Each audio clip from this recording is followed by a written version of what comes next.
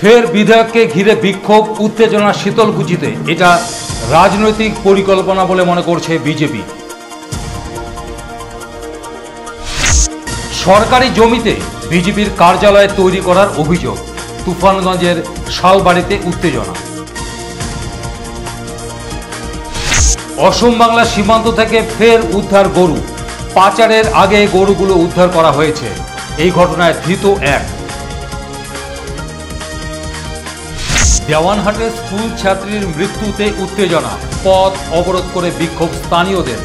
বদলির দাবি করা হলো বিএমওএইচের। দিনহাটাতে একটি পুরনো খুনের মামলায় ফের আদালতে হাজিরা দিতে এলেন প্রাক্তন কেন্দ্রীয় স্বরাষ্ট্র প্রতিমন্ত্রী নিশীথ প্রামাণিক।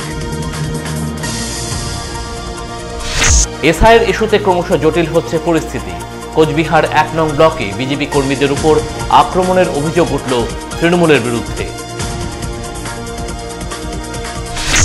বিএলএদের প্রশিক্ষণ শিবিরে গোলমালের অভিযোগ তুফানগঞ্জে।